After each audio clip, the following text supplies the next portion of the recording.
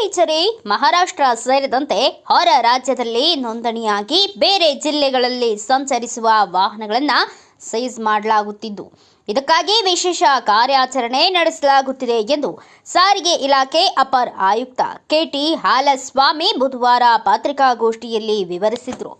ಸುದ್ದಿಗೋಷ್ಠಿಯಲ್ಲಿ ಮಾತನಾಡಿದ ಅವರು, ಆಯಾ ಸ್ಥಳಗಳಲ್ಲಿ ನೋಂದಣಿಯಾಗಿ ಆಯಾ ಪ್ರದೇಶಗಳಿಗೆ ತೆರಳಿ ತೆರಿಗೆ ಪಾವತಿಸುವ ವಾಹನಗಳು ಆಯಾ ಸ್ಥಳದಲ್ಲಿಯೇ ಸಂಚರಿಸಬೇಕು. ಅಲ್ಲಿ ತೆರಿಗೆ ಕಟ್ಟಿ ಕರ್ನಾಟಕದ ರಸ್ತೆಯನ್ನ ಉಪಯೋಗಿಸಿದರೆ ಹೇಗೆ ತೆರಿಗೆ ಉಳಿಯುತ್ತದೆ ಎನ್ನುವ ಕಾರಣಕ್ಕೆ ಅನೇಕರು ಪಾಂಡಿಚೇರಿ ಸೇರಿದಂತೆ ವಿವಿಧ ಕೇಂದ್ರಾಡಳಿತ ಪ್ರದೇಶಗಳಿಂದ ವಾಹನಗಳನ್ನು ಖರೀದಿಸಿ ಬರ್ತಾರೆ.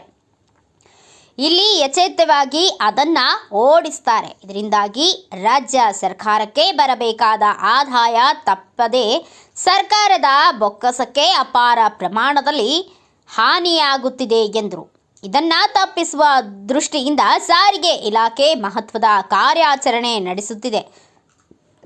ಕಳೆದ ಹಲವಾರು ದಿನಗಳಿಂದ ವಿಶೇಷ ತಂಡಗಳ ಮೂಲಕ ಈ ರೀತಿಯ ವಾಹನ ಸೀಜ್ ಮಾಡುವ ಕೆಲಸ ಮಾಡುತ್ತಿದೆ. ಕಲಬುರಗಿ, ಬೆಳಗಾವಿ ವಿಭಾಗದಲ್ಲಿ ನಮ್ಮ ವಿಶೇಷ ತಂಡ ಸಂಚರಿಸುತ್ತಿದೆ ಎಂದರು. ಪಾಂಡಿಚೇರಿ, ಮಹಾರಾಷ್ಟ್ರ ಸೇರಿದಂತೆ ಯಾವುದೇ ರಾಜ್ಯಗಳಲ್ಲಿ ನೋಂದಣಿಯಾದ ವಾಹನಗಳು ಇಲ್ಲಿ ಖಾಯಂ ಆಗಿ ಓಡಾಡುವಂತಿಲ್ಲ. ನಾವು ಕೇವಲ ಹೊರ ರಾಜ್ಯದ ವಾಹನ ಬಂದರೆ ಸೀಜ್ ಮಾಡುವುದಿಲ್ಲ.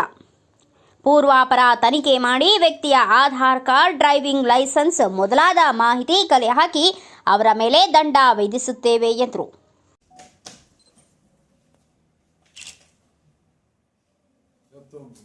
ಬೆಳಗಾವಿ ಮತ್ತು ಕಲಬುರಗಿ ವಿಭಾಗದ ವ್ಯಾಪ್ತಿ ಅಂದರೆ ಡಿವಿಷನ್ ವ್ಯಾಪ್ತಿಯಲ್ಲಿ ಏನೇನು ಆರ್ ಟಿ ಒ ಆಫೀಸ್ಗಳು ಬರುತ್ತೆ, ಆರ್ ಟಿ ಒ ಆಫೀಸ್ ವ್ಯಾಪ್ತಿಯಲ್ಲಿ ನಾನು ಇವತ್ತು ಜಾಯಿಂಟ್ ಸ್ಕ್ವಾಡ್ ಅಂತ ಹೇಳಿ ಇವತ್ತು ನಾವು ಮೋಟರ್ ವೆಹಿಕಲ್ ಒಂದು ಜೀಪಿಗೆ 2 ಜನ ಮೋಟರ್ ವೆಹಿಕಲ್ ಇನ್ಸ್ಪೆಕ್ಟರ್ ಅಂತೆ ಒಂದೊಂದು ಆಫೀಸಲ್ಲಿ 4-5 ಟೀಮ್ ಮಾಡಿ ಎಲ್ಲ ಕಡೆನೂ ನಾವು ತನಿಖೆ ಯಾವುದನ್ನು ಮೋಟರ್ ವೆಹಿಕಲ್ಗಳನ್ನ ಚೆಕಿಂಗ್ ಮಾಡೋದಕ್ಕೆ ನಾವು ಇವತ್ತೊಂದು ಕಾರ್ಯತಂಡನ ಹಾಕಿದ್ದೀನಿ. ಅದರಂತೆ ಈಗ ನಿನ್ನೆ ಮಾಡಿದ ಪ್ರಕಾರ ಅದರಲ್ಲಿ ಸ್ಪೆಷಲಿ ನಾವೇನು ಇವತ್ತು ತನಿಖೆ ಮಾಡಿದ ಇದರಲ್ಲಿ ಪಾಂಡಿಚೇರಿ ವೆಹಿಕಲ್ಗಳು ಪಾಂಡಿಚೇರಿಯಲ್ಲಿ ಇಲ್ಲಿ ಇದ್ಕೊಂಡು ಕರ್ನಾಟಕ ರಾಜ್ಯದಲ್ಲಿ ಇಲ್ಲಿ ಇದ್ಕೊಂಡ್ಬಿಟ್ಟು ಈ ಬಿಜಾಪುರ, ಬಾಗಲಕೋಟೆ ಅಥವಾ ಈ ಕಡೆ ಬೆಳಗಾವಿ ಅಥವಾ ಇಲ್ಲಿ ಇದ್ಕೊಂಡ್ಬಿಟ್ಟು ಎಲ್ಲಿ ಅಂತ ಹೇಳಿದ್ರೆ ಅಲ್ಲಿ ಪಾಂಡಿಚೇರಿಯಲ್ಲಿ ರಿಜಿಸ್ಟ್ರೇಷನ್ ಮಾಡ್ತಾರೆ. ಇದು ನಮ್ಮ ಮೋಟಾರ್ ವಾಹನ ಕಾಯ್ದೆ ಮತ್ತು ಮೋಟಾರ್ ವೆಹಿಕಲ್ ರೂಲ್ಸ್ ಇದೆ, ಎಗೇನ್ಸ್ಟ್ ಆಗಿ ರಿಜಿಸ್ಟರ್ ಮಾಡ್ತಾ ಇದ್ದಾರೆ. ಉದ್ದೇಶ ಏನಂತ ಹೇಳಿದ್ರೆ ಒಂದು ತೆರಿಗೆ ಕಡಿಮೆ ಆಗುತ್ತೆ ಅನ್ನೋ ಉದ್ದೇಶದಿಂದ ಇಲ್ಲಿ ಬಿಜಾಪುರದಲ್ಲಿ ನಮ್ಮ ರಾಜ್ಯದಲ್ಲಿರೋ ರಸ್ತೆಗಳನ್ನ ಉಪಯೋಗಿಸ್ಕೊಂಡು ಅಲ್ಲಿ ರಿಜಿಸ್ಟ್ರೇಷನ್ ಮಾಡಿ ಇಲ್ಲಿಗೆ ತರ್ತಾ ಇದ್ದಾರೆ. ತಂದಿದ್ದು ಇದು ನಮ್ಮ ಕರ್ನಾಟಕ ರಾಜ್ಯ ಸರ್ಕಾರಕ್ಕೆ ಬೊಕ್ಕಸಕ್ಕೆ ನಮಗೆ ಲಾಸ್ ಆಗ್ತಾ ಇದೆ. ಅದರಿಂದ ನಾವು ಅವುಗಳ ವಾಹನಗಳ ವಿರುದ್ಧ ಅವನ್ನ ಸ್ಪೆಷಲಿ ಪಾಂಡಿಚೇರಿ ವೆಹಿಕಲ್ಗಳು ಪಾಂಡಿಚೇರಿ ಅಂತ ಅಲ್ಲ, ಅದರ್ ಸ್ಟೇಟಿನಿಂದ ಯಾವುದೇ ಆಗಲಿ, ಈ ಕಡೆ ಸುತ್ತಮುತ್ತ ಆಂಧ್ರ ಆಗಲಿ ಅಥವಾ ಈ ಕಡೆ ತಮಿಳುನಾಡು ಆಗಲಿ, ಮಹಾರಾಷ್ಟ್ರ ಆಗಲಿ ಅಥವಾ ಬೇರೆ ಒರಿಸ್ಸಾ ಆಗಲಿ ಅಥವಾ ಬೇರೆ ಯಾವುದೇ ಸ್ಟೇಟಲ್ಲಿ ಆಗಲಿ ಅವ್ರು ಯಾವುದೇ ಕಾರಣಕ್ಕೂ ರಿಜಿಸ್ಟರ್ ಮಾಡಿ ಇಲ್ಲಿ ವಾಸ ಮಾಡತಕ್ಕಂಥವ್ರು ಬೇರೆ ರಾಜ್ಯದಲ್ಲಿ ರಿಜಿಸ್ಟ್ರೇಷನ್ ಮಾಡಿಸೋದಕ್ಕೆ ನಮ್ಮ ಕಾನೂನಲ್ಲಿ ಅವಕಾಶ ಇಲ್ಲ. ಆದ್ದರಿಂದ ನಾವು ಸಾರ್ವಜನಿಕರಿಗೆ ನಾನು ಏನು ವಿನಂತಿ ಮಾಡ್ಕೊಳ್ತೀನಿ ಅಂತ ಹೇಳಿದ್ರೆ, ನಮ್ಮ ಕರ್ನಾಟಕ ರಾಜ್ಯದಲ್ಲಿ ಇರೋರು, ಇಲ್ಲಿ ವಾಸ ಮಾಡ್ತಿರೋರು, ಇಲ್ಲಿ ರಸ್ತೆನ ಉಪಯೋಗಿಸ್ತಿರೋರು, ನಮ್ಮ ಕರ್ನಾಟಕ ರಾಜ್ಯದ ಸರ್ಕಾರದ ಏನು ನಮ್ಮ ತೆರಿಗೆ ಏನಿದೆ ತೆರಿಗೆನ ಪಾಲಿಸ್ಕೊಂಡು ತಾವು ಇಲ್ಲೇ ಚಲಾವಣೆ ಮಾಡ್ಬೋದು. ಅಂಥ ವಾಹನಗಳ ವಿರುದ್ಧ ನಾವು ಯಾವುದೇ ಕ್ರಮ ಕೈಗೊಳ್ಳಲ್ಲ. ಅದರ್ ದೆನ್ ಅಫೆನ್ಸಸ್ ಬಿಟ್ಟರೆ ಲೈಸೆನ್ಸ್ ಇದ್ದಲ್ಲೇ ಇರ್ಬೋದು ಅಥವಾ ಇನ್ನೊಂದು ಯೂನಿಫಾರ್ಮ್ ಟ್ರಾನ್ಸ್ಪೋರ್ಟ್ ವೆಹಿಕಲ್ ಆದರೆ ಯೂನಿಫಾರ್ಮ್ ಇದ್ದಲ್ಲೇ ಇರ್ಬೋದು ಅಥವಾ ಬೇರೆ ಅದರ್ ಅಫೆನ್ಸಸ್ ಬಿಟ್ಟಿದ್ರೆ ತೆರಿಗೆ ಬಗ್ಗೆ ಅಂತೂ ಹಾಕಲ್ಲ. ಈಗ ಉದ್ದೇಶ ಏನಂತ ಹೇಳಿದ್ರೆ ಅಮಾಯಕರು ಅಲ್ಲೂ ಟ್ಯಾಕ್ಸ್ ಕಟ್ತಾರೆ, ಪಾಂಡಿಚೇರಿಲಿ ಅಥವಾ ತಮಿಳುನಾಡಲ್ಲೂ ಕಟ್ತಾರೆ, ಮತ್ತೆ ನಾವು ಇಲ್ಲಿ ಕೇಸ್ ಹಾಕಿದ್ರೆ ಮತ್ತೆ ಇಲ್ಲೂ ಕೂಡ ಕಟ್ಬೋದು. ಇದು ಗೊತ್ತಿಲ್ಲದವರಿಗೆ ಇವತ್ತು ಸಾರ್ವಜನಿಕರಿಗೆ ಇವತ್ತು 2 ಟ್ಯಾಕ್ಸ್ ಕಟ್ಟೋದು ತೊಂದರೆ ಆಗ್ತಾ ಇದೆ. ಅದನ್ನ ಇಲ್ಲಿ ಕಟ್ಟಿದಾದ ಮೇಲೆ ಒಂದು ಸರ್ಟಿಫಿಕೇಟ್ ತಗೊಂಡ್ಬಿಟ್ಟು ಆಮೇಲೆ ಇಲ್ಲಿ ಟ್ಯಾಕ್ಸ್ ಕಟ್ಟಿದ ಸರ್ಟಿಫಿಕೇಟ್ ಅಲ್ಲೂ ಕೂಡ ರಿಫಂಡ್ ಮಾಡ್ಬೋದು. ಇದು ಎಷ್ಟು ಜನಕ್ಕೆ ಗೊತ್ತಿದೆಯೋ ಗೊತ್ತಿಲ್ವ. ಅದರಿಂದ ನಮ್ಮ ಏನು ಈಗ ವ್ಯಾಪ್ತಿಲಿ ಈಗ ಬಿಜಾಪುರ ಆಯಿತು ಅಥವಾ ಬಾಗಲಕೋಟೆ ಬೇರೆ ಯಾವುದು ನಮ್ಮ ಬೇರೆ ಇತರೆ ಆರ್ ಟಿ ಒ ಆಫೀಸ್ಗಳಲ್ಲೂ ಕೂಡ ಅವರೆಲ್ಲರೂ ಕೂಡ ಸಂಬಂಧ ಗೊತ್ತಿರಲಿಲ್ಲ ಅಂತ ಹೇಳಿದ್ರೆ ಬಂದು ಆರ್ ಟಿ ಒ ಆಫೀಸಲ್ಲಿ ನಮ್ಮ ಸ್ಟಾಫ್ ಆಗಲಿ ಅಥವಾ ನೇರವಾಗಿ ಖುದ್ದಾಗಿ ಆರ್ ಟಿ ಒನಾಗಲಿ ಕೇಳಿದ್ರೆ ಅದರಿಂದ ಮಾಹಿತಿ ಪಡೆದು ಅವ್ರು ಯಾವುದೇ ಇವತ್ತರ ಅನ್ಯಾಯಕ್ಕೆ ಅಥವಾ ಯಾವುದೇ ಈ ರೀತಿ ಅವ್ರಿಗೆ ಹೆಚ್ಚಿನ ಹೊರೆ ಆಗದಂತೆ ನೋಡ್ಕೊಳ್ಳೋದಾಗಿ ನಾನು ಸಾರ್ವಜನಿಕರಿಗೆ ನಾನು ಮನವಿ ಮಾಡ್ಕೊಳ್ತೀನಿ. ಈಗ ಚೆಕಿಂಗ್ ಮಾಡಿದ ಪ್ರಕಾರ ಈ ಬೆಳಗಾವಿ ಡಿವಿಷನ್ ಅಂತಂದ್ರೆ ಬೆಳಗಾವಿ ಡಿವಿಷನ್ ಮತ್ತೆ ಗುಲ್ಬರ್ಗ ಡಿವಿಷನ್ ಅಲ್ಲಿ ಪಾಂಡಿಚೇರಿ ವೆಹಿಕಲ್ 65 ವೆಹಿಕಲ್ಗಳು ವಾಹನಗಳು 65 ವೆಹಿಕಲ್ ವಾಹನಗಳು ಅಂತ ಹೇಳಿದ್ರೆ ಅದರಲ್ಲಿ ಫಾರ್ಚುನರ್ ಇರ್ಬೋದು, ಕಿಯಾ ಗಾಡಿ ಇರ್ಬೋದು, ಸ್ಕಾರ್ಪಿಯೋ ಇರ್ಬೋದು, ಬೊಲೆರೋ, ಸ್ವಿಫ್ಟ್ ಡಿಸೈರು, XUV 300, ತಾರು, ಕ್ರೆಟಾ, ಈ ತರ ಗಾಡಿಗಳೆಲ್ಲ ಇದಾವೆ. ಈ ತರ ಇದ್ದಾಗ ಅವ್ರಿಗೆ ತೆರಿಗೆ ಉಳಿಯುತ್ತೆ ಅನ್ನೋ ಉದ್ದೇಶದಿಂದ, ಈಗ ನಮ್ಮ ತೆರಿಗೆ ಅಂದ್ರೆ ಪಾಂಡಿಚೇರಿಯಲ್ಲಿ ಏನಿಲ್ಲ ಅಂದ್ರೆ ಒಂದು 40% ಆಗುತ್ತೆ.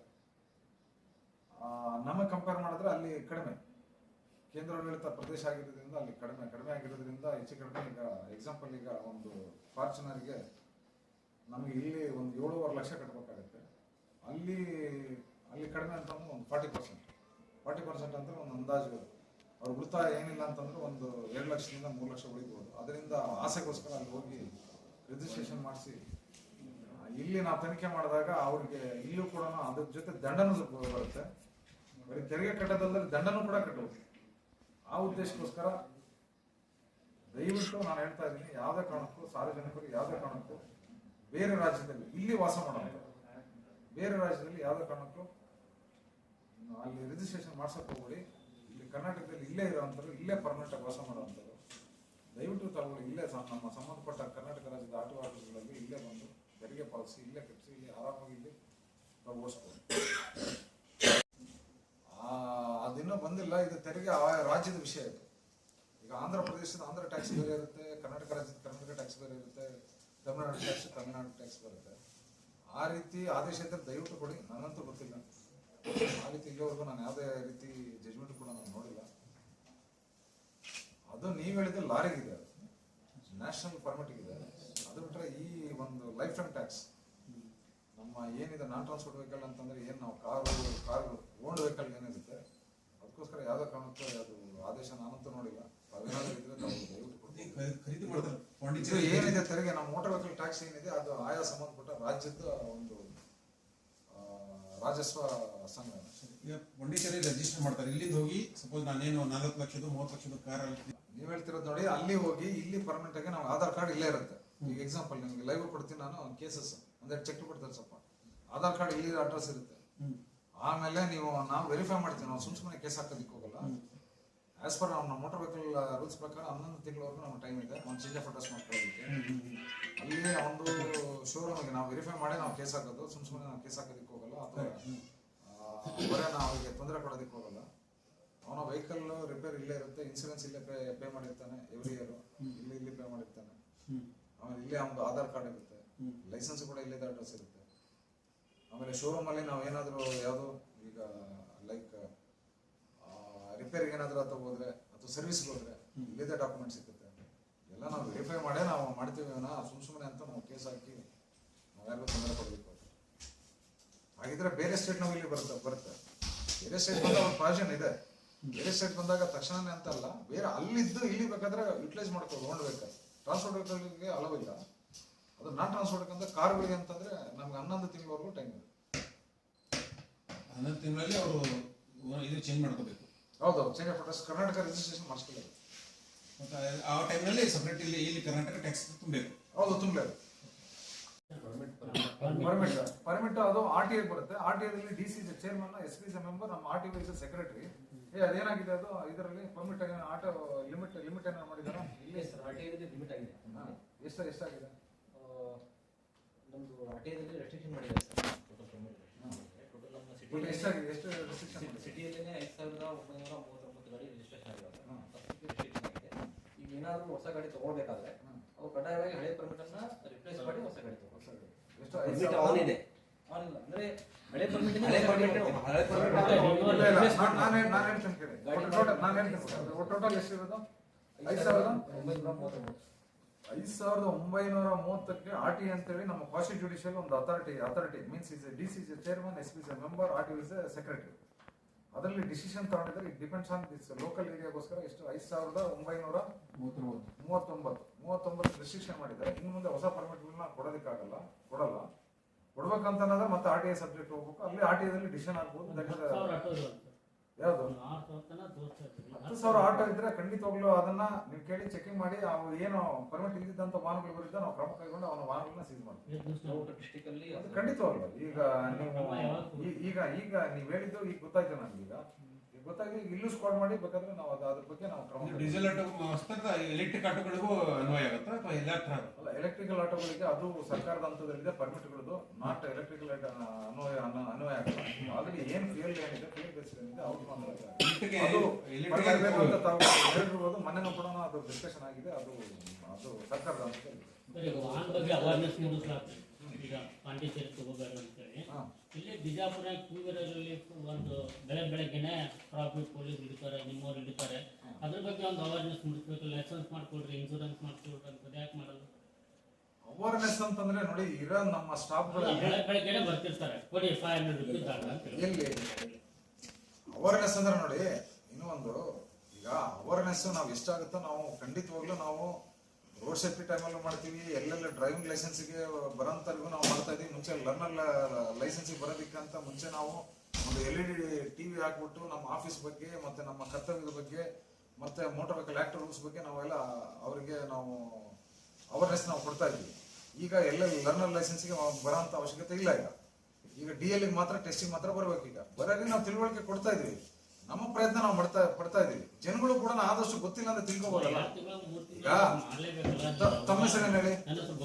ಗೋಪಾಲ್ ಅವರ. ಈಗ ನನ್ನ ಮೋಟರ್ ವೆಹಿಕಲ್ ಬಗ್ಗೆ ಮಾತ್ರ ನನಗೆ ಇದು ಡಿಪಾರ್ಟ್ಮೆಂಟ್ ಬಗ್ಗೆ ಮಾತ್ರ ಗೊತ್ತು. ಇನ್ನೊಂದು ಡಿಪಾರ್ಟ್ಮೆಂಟ್ ನಾನು ಒಪ್ಪದ. ಈಗ ಇಲ್ಲಿ ಆಫೀಸರ್ ಅಲ್ಲಲ್ಲ, ನಾನು ಹೇಳ್ತಾ ಇದ್ದೀನಿ. ಈಗ ಇಲ್ಲಿ ನಾನು ಅಡಿಷನಲ್ ಕಮಿಷನರ್. ನಾನು ಬೇರೆ ಆಫೀಸ್ಗೆ ನನ್ನ ಕೆಲಸನೂ ಬೇರೆ ಆಫೀಸ್, ನಾಟ್ ಓನ್ಲಿ ಬರೀ ಇದೊಂದೇ ಆಫೀಸಲ್ಲಿ ಕೆಲಸ ಇರಲ್ಲ. ನನ್ನ ಪರ್ಸನಲ್ ಕೆಲಸ ನಂದು. ನಾನು ಅಗ್ರಿಕಲ್ಚರಿಸ್ಟ್ ಮಗನೇ. ನನಗೇನಾದ್ರು ಬೇಕಂದ್ರೆ ರೆವಿನ್ಯೂ ಡಿಪಾರ್ಟ್ಮೆಂಟ್ಗೆ ಹೋಗ್ಬೇಕು, ಹಾರ್ಟಿಕಲ್ಚರ್ಗೆ ಹೋಗ್ಬೇಕು ಅಥವಾ ಬೇರೆ ಡಿಪಾರ್ಟ್ಮೆಂಟ್ಗೆ ಹೋದಾಗ ನನಗೆ ಗೊತ್ತಿಲ್ಲ ಅಂದ್ರೆ ನಾನು ಕೇಳಿ ನಾನು ಮಾಡ್ತೀನಲ್ವ. ಆ ರೀತಿ ಕೇಳ್ಬೋದಲ್ಲ ಬೇರೆಯವರು. ಈ ರೀತಿ ಏನಕ್ಕೆ ಮಾಡ್ಬೋದಲ್ಲ, ಅದನ್ನ ಇನ್ಫಾರ್ಮೇಶನ್ ಕೊಡ್ತಾರಲ್ಲ ಅವ್ರು ಕೇಳ್ತಾರ ಪ್ರಶ್ನೆ ಏನಂತ ನೋಡಿ. ಇದು ಸಾಮಾನ್ಯವಾಗಿ ಇದೆ. ನಿನ್ನೆ ರೈತರು ಕೇಳಿತಾರ, ತಾವು ಕ್ವಶನ್ ಕೇಳಿದ್ರು. ಇದು ಈಗ ನಮಗೇನೋ ಇದ್ರ ಬಗ್ಗೆ ಅವೇರ್ ಇದೆ. ಮೋಟಾರ್ ವೆಹಿಕಲ್ ಆಕ್ಟ್ ರೂಲ್ಸ್ ಎಲ್ಲ ಸೆಟಲ್ ದಯವಿಟ್ಟು ಖರೀದಿ ಮಾಡಿ. ನಾವು ಖರೀದಿ ಮಾಡಬೇಡಿ ಅಂತ ಹೇಳ್ತಾ ಇಲ್ಲ. ಖರೀದಿ ಮಾಡಿದ್ರು ಕೂಡ ಎಲ್ಲಿ ವಾಸಸ್ಥಳ ಇರುತ್ತೆ ದಯವಿಟ್ಟು ಅಲ್ಲಿ ರಿಜಿಸ್ಟ್ರೇಷನ್ ಮಾಡಿಸಿ ಅಂತ ಹೇಳ್ತಾರೆ. ಗಾಡಿಯಲ್ಲಿ ತಂದು ಇಲ್ಲಿ ರಿಜಿಸ್ಟ್ರೇಷನ್ ಮಾಡಿ. ಹೌದೌದು, ಖಂಡಿತ. ಆಮೇಲೆ ಗಾಡಿ ಏನ್ ಬರೋ ಅವಶ್ಯಕತೆ ಇಲ್ಲ. ಈಗ ಆಲ್ರೆಡಿ ನಾವು ಚೇಂಜಸ್ ಮಾಡಿದೀವಿ ಆಲ್ರೆಡಿ ಶೋರೂಮ್ ಅಲ್ಲೇ. ಅಲ್ಲಿ ಆನ್ಲೈನ್ ಮಾಡಿ ಅಲ್ಲೇನೆ ಇದನ್ನ ಮಾಡಿದ್ರೆ ಇಲ್ಲಿ ಅಪ್ರೂವ್ ಆಗುತ್ತೆ. ಪ್ಲಸ್ ಗಾಡಿ ಈಗ ಬರೋ ಅವಶ್ಯಕತೆ ಇಲ್ಲ. ಈಗ ಆದಷ್ಟು ನಾವು 35 ಸರ್ವಿಸಸ್ನ ನಾವೀಗ ಆನ್ಲೈನ್ ಸರ್ವಿಸಸ್ ಮಾಡಿದೀವಿ. ಇಲ್ಲಿ ಬರೋಂಥ ಅವಶ್ಯಕತೆನೇ ಇಲ್ಲ. ಈಗ ಎಲ್ಲೆಲ್ಲಾಗಲಿ ಟ್ರಾನ್ಸ್ಫರ್ ಆಫ್ ಓನರ್ಶಿಪ್ ಆಗಲಿ, ಚೇಂಜ್ ಆಫ್ ಅಡ್ರೆಸ್ ಆಗಲಿ, ಒಟ್ಟು ಒಂದು 32 ಸರ್ವಿಸಸ್ ಆ ಲಿಸ್ಟ್ ಇದ್ರೆ ಅದು ಕೊಟ್ಬಿಡಪ್ಪ. ಆನ್ಲೈನ್ ಸರ್ವಿಸಸ್ ಬೇಕಾದ್ರೆ ಅದು ಕಳಿಸ್ಬಿಟ್ಟು. ಈಗ no need to take faceless. ಇವತ್ತು ಫೀಸ್ ಕಟ್ಟಿ ಆನ್ಲೈನಲ್ಲಿ ತಗೋಬಹುದು. ಇವಾಗ ಆಫೀಸ್ಗಳಿಗೆ ಬರೋಂಥ ಅವಶ್ಯಕತೆ ಇಲ್ಲ ಇವತ್ತು. ಯಾಕಂದ್ರೆ ಜನಸಂದಣಿ ಮತ್ತೆ ಅವ್ರ ಟೈಮ್ ವೇಸ್ಟ್ ಆಗುತ್ತೆ, ಎಲ್ಲ ಆಗುತ್ತೆ ಅಂತೇಳಿ ಇವತ್ತು ರಿನ್ಯೂವಲ್ ಆಫ್ ಡ್ರೈವಿಂಗ್ ಲೈಸೆನ್ಸ್ ನೀವೇನಿಲ್ಲ, ನೀವು ಫೋಟೋ ಮತ್ತೆ ಇದನ್ನ ಆನ್ಲೈನಲ್ಲಿ ಫಿಲ್ ಮಾಡಿದ್ರೆ ನಿಮ್ಮ ಕಾರ್ಡ್ ಆಫ್ ಪೋಸ್ಟಲ್ಲಿ ನಿಮಗೆ ಬರುತ್ತೆ. ನಿಮ್ಮ ಡೈರೆಕ್ಟ್ ಆಗೋದು ಫೇಸ್ಲೆಸ್. 32 ಸರ್ವಿಸ್ ಇನ್ನೂ ಕೂಡ ನಾವು ಮುಂದೆ ಇನ್ನೂ ಆಫೀಸ್ಗಳಿಗೆ ಜನಸಂಪರ್ಕ ಮತ್ತೆ ಬೇರೆ ಇದರಿಂದ ಈ ಏಜೆಂಟ್ಗಳ ಆಗಿ ಅವನ್ನೆಲ್ಲ ತಪ್ಪಿಸೋದಕ್ಕೋಸ್ಕರ ನಾವು ಇನ್ನೂ ಜನ ಒಂದು ಸೇವೆಗೋಸ್ಕರ ನಾವು ಮಾಡ್ತಾ ಇದ್ದೀವಿ. ಈಗ HSRP ತಮ್ದು ಸರ್ಕಾರ ಸ್ಟಾರ್ಟ್ ಮಾಡಿದ್ರು, ನಾವೆಲ್ಲ ಹೆದರ್ಕೊಂಡು ಎಲ್ಲ ಮಾಡ್ಕೊಂಡ್ಬಿಟ್ವಿ. ಈಗ ಅದು ಮುಂದೆ ಏನಾಗಿತ್ತು ಏನು ಗೊತ್ತಿಲ್ಲ. ಚೆನ್ನಾಗಿ ಯಾರು ಹಾಕೊಂಡಿಲ್ಲ. ನೋಡಿ ಈಗ ಇದು ಶರೀಫ್ ಅಲ್ಲತ್ತವ ಫಿರೋಜ್ ಅವರೇ, ಅದು ನನ್ನ ಹಂತದಲ್ಲಿರೋ ಸರ್ಕಾರದ ಹಂತದಲ್ಲಿರೋದು. ಸರ್ಕಾರ ಡಿಸಿಷನ್ ತಗೊಳುತ್ತೆ. ಅಲ್ಲಿವರೆಗೆ HSRP ಇದೆ, ಕಂಪಲ್ಸರಿ ಎಲ್ಲರಿಗೂ ಇದೆ. ಕಂಪಲ್ಸರಿ ಅಂತಂದ್ರೆ ಇನ್ನು ಕಂಪಲ್ಸರಿ ರಿಸ್ಟ್ರಿಕ್ಷನ್ ಏನು ಡೇಟ್ ಏನು ಕೊಟ್ಟಿಲ್ಲ, ಅಲ್ಲಿ ಮಾಡ್ಕೊಳ್ಳಿ ಅಂತ ಹೇಳಿದ್ದಾರೆ. ಅದನ್ನು ಮುಂದಿನ ದಿನಗಳಲ್ಲಿ ಅಲ್ಲಿ ಏನು ಸರ್ಕಾರ ಆದೇಶ ಕೊಡುತ್ತೋ ಅದೇ ರೀತಿ ನಾವು ಅಧಿಕಾರಿಗಳು ನಾವು ಪಾಲನೆ ಮಾಡ್ತೀವಿ.